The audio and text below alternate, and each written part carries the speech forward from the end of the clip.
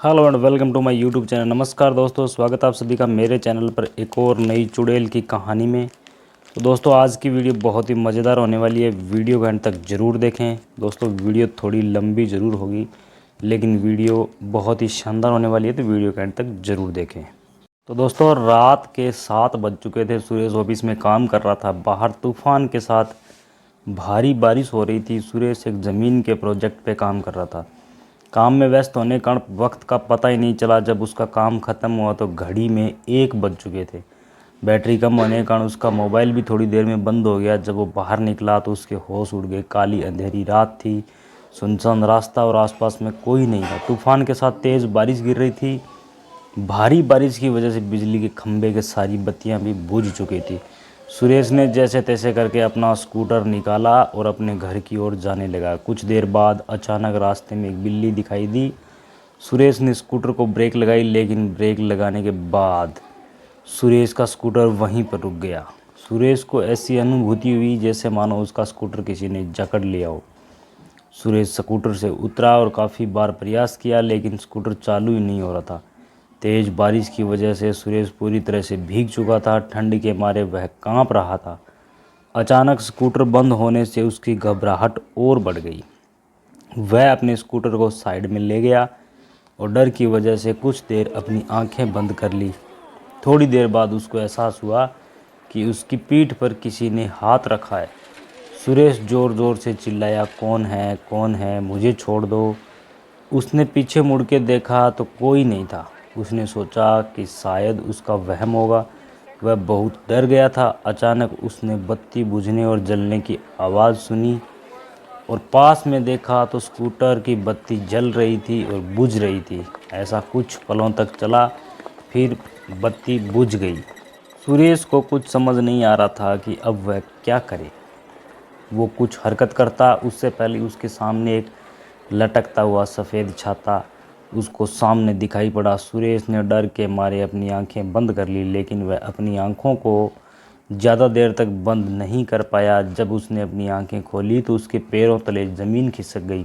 उसकी नज़रों के सामने एक चुड़ैल थी। उसने सफ़ेद साड़ी पहनी थी।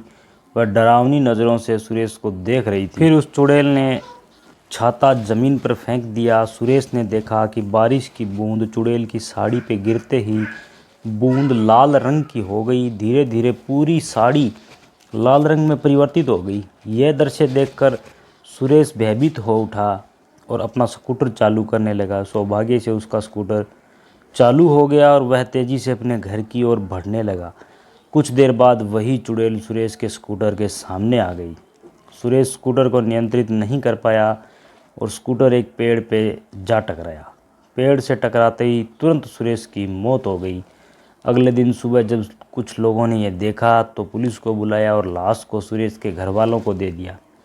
पुलिस ने जांच पड़ताल करके यह बताया कि सुरेश की मौत अकस्मात से हुई है। वह तेज़ रफ्तार से स्कूटर चला रहा होगा और नियंत्रण न रहने पर पेड़ से टकराकर उसकी मौत हो गई। तो दोस्तों सुरेश की मौत के कुछ दिन बाद ऐसी ही तेज़ बारिश हुई जितनी उस रात को हुई थी। सुरेश के 2 खास दोस्त थे, रमेश और परेश।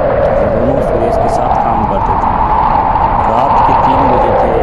रमेश अपने कमरे में सो रहा था। उसको आसमान से बिजली कड़कने की आवाज़ सुनाई दी। रमेश ने अपना ध्यान सोने पे केंद्रित किया, लेकिन अचानक उसको ऐसी अनुभूति हुई जैसे किसी ने उसको एक थप्पड़ मारा। वह नींद से जाग उठा और आसपास देखने लगा, लेकिन आसपास कोई नहीं था। फिर थोड़ी देर बाद कमरे की बत्ती जलने और बुझने लगी। यह देख रमेश बहुत घबरा गया और कंबल ओढ़कर सोने का प्रयास कर रहा था। उसने महसूस किया कि उसके कंबल को पीछे खींच रहा है। वह ज़ोर ज़ोर से चिल्लाने लगा, मुझे छोड़ दो, मुझे जाने दो। उसके कुछ देर बाद सब कुछ शांत रहा। फिर अचानक खिड़की अपने आप खुली और उसमें से एक हाथ बाहर से अंदर की ओर आया, जिसकी हथेली पर खून ही खून था। उस हाथ ने कसकर रमेश का गला पकड़ लिया। उसको मौत के घाट उतारकर रस्सी की मदद से पंखे के नीचे लटका दिया। अगले दिन सुबह रमेश का दोस्त जब उसको बुलाने आया तब वह दृश्य देखा तो तुरंत पुलिस को सूचना दी। पुलिस ने जांच पड़ताल करके इसको खुदकुशी का नाम दिया और कहा कि रमेश ने तनाव और किसी की बात के दबाव में आके आत्महत्या की होगी। और हम आगे इसकी और भी जांच करने की कोशिश करेंगे। अपने दोस्तों की मौत के बाद परेश बहुत ज़्यादा तनाव में आ गया। उसको मन ही मन ये लगने लगा कि अब तीसरा नंबर उसका है।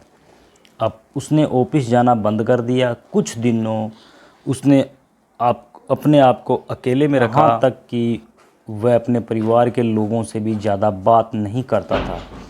कुछ दिनों बाद उसको लगा कि अब खतरा टल चुका होगा। तब वह अपनी पत्नी के साथ दूसरे शहर घूमने चला गया। कुछ दिनों तक उसने अपनी पत्नी के साथ दूसरे शहर में सैर की। कुछ दिन घूमकर दोनों वापस अपने घर आ गए। अब परेश के मन में डर का नामो निशान भी नहीं था। वह आराम से जीवन व्यतीत करने लगा। दूसरे शहर घूमकर आने के बाद वह रोज़ाना ऑफिस जाने लगा। एक दिन ऑफिस में ज़्यादा काम की वजह से उसको देर तक रुकना पड़ा। उस रात को भी तूफान के साथ भारी बारिश हो रही थी। परेश अपनी कार में बैठकर घर के लिए रवाना हुआ। रास्ते में एक बड़े से खड्डे के साथ उसकी गाड़ी टकराई और कार का एक पहिया खड्डे में गिर गया। परेश कार से नीचे उतरा और बहुत प्रयास किया, लेकिन पहिया खड्डे से नहीं निकला। परेश कोशिश कर रहा था कि एक औरत वहां से गुजरी। उस औरत ने बड़े प्यार से परेश से कहा, सुनिए, क्या मैं आपकी मदद करूं? तो उसने कहा, नहीं, मुझसे ये नहीं हो पा रहा तो आपसे क्या होगा। फिर भी आपको लगता है तो आप एक बार प्रयास कीजिए। उस औरत ने कार को पीछे से धक्का मारकर कार का पहिया खड्डे से बाहर निकाल लिया। परेश ने उस औरत को धन्यवाद दिया और उससे पूछा, आपको कहाँ जाना है? इतनी रात को आप अकेले कहाँ जाओगे? मैं छोड़ देता हूँ। तो औरत ने कहा, जी धन्यवाद, यहाँ से थोड़ा आगे एक तालाब वाली गली आती है, वहाँ मुझे छोड़ दीजिए, तालाब के पास ही मेरा घर है। औरत ने जवाब दिया। परेश ने उस औरत को अपनी कार में बैठाया और आगे बढ़ा। परेश को थोड़ा डर जरूर लग रहा था, लेकिन उसने गाड़ी चलाने पर ध्यान केंद्रित किया। थोड़ी देर बाद पीछे से आवाज़ आई, बस यहाँ पे रोक दीजिए, मेरा घर पास में ही है। परेश ने कार रोक दी और उनको उतरने को कहा। अचानक उसने पीछे से डरावनी आवाज़ सुनी, परेश बाबू, अब तू गया, तेरा अंत अब नज़दीक है, मैं तुझे नहीं छोड़ूंगी। परेश ने पीछे मुड़कर देखा तो उसके होश उड़ गए। वो औरत एक खौफनाक चुड़ैल में परिवर्तित हो गई। उस चुड़ैल ने जोर से परेश को धक्का दिया और उसको कार से नीचे गिरा दिया। फिर परेश को घसीटकर तालाब की ओर ले जाने लगी। परेश बहुत चीखा और चिल्लाया, लेकिन चुड़ैल ने उसकी एक ही भी नहीं सुनी।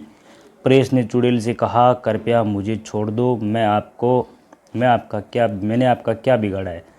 परेश, तू आज मेरे हाथों ही मरेगा। तुम्हारे दोनों दोस्तों को मैंने ही मौत के घाट उतारा है। अब तुम्हारी बारी है। याद करो बरसात की वो अंधेरी रात, जिस रात तुम लोगों ने मेरी हत्या करके मुझे तालाब में फेंक दिया था। जिस ज़मीन ने मुझे और मेरे माँ बाप को रोजी रोटी दिलाई थी, वह ज़मीन तुम तीनों हड़पना चाहते थे। उस ज़मीन पे शराब की फैक्ट्री लगाना चाहते थे। जब मैंने मेरे पिताजी ने हस्ताक्षर करने से मना कर दिया तो तुम पापी दरिंदों ने मेरे और मेरे पिता की हत्या कर दी, दोनों को तालाब में फेंक दिया। हमारी मौत का कारण लोगों को यह बताया कि हम पानी में डूबकर मर गए। मैं उस ज़मीन पे कभी भी शराब की फैक्ट्री नहीं चलने दूंगी तथा मैं वापस मेरे और मेरे पिताजी का बदला लेने के लिए आई हूँ। आज तुझे भगवान भी मुझसे नहीं बचा पाएगा। इतना कहकर चुड़ैल ने ज़ोर से धक्का दिया और परेश को तालाब में गिरा दिया। पानी में डुबोकर उसकी मौत हो गई। फिर चुड़ैल अदृश्य हो गई। दूसरे दिन किसी ने परेश की लाश को पानी में बहते हुए देखा तो तुरंत पुलिस से संपर्क किया। पुलिस ने जांच करके उसकी लाश उसके परिवार को दे दी। मौत का कारण यह बताया कि उसकी मौत पानी में डूबकर हुई है। सूचना ये है कि यह कहानी काल्पनिक है। इस कहानी में दिए गए सारे पात्र काल्पनिक है। किसी को भी किसी की भी भावनाओं को ठेस पहुंचाना मेरा उद्देश्य नहीं है। धन्यवाद दोस्तों। वीडियो आपको कैसी लगी? वीडियो अगर अच्छी लगी तो वीडियो को लाइक करें, कमेंट करें, अपने दोस्तों के साथ शेयर करें। चैनल पर नए हो तो चैनल को सब्सक्राइब कर बेल आइकन को प्रेस करें। मिलते हैं कल नेक्स्ट वीडियो में एक नई रोचक जानकारी के साथ। तब तक के लिए धन्यवाद।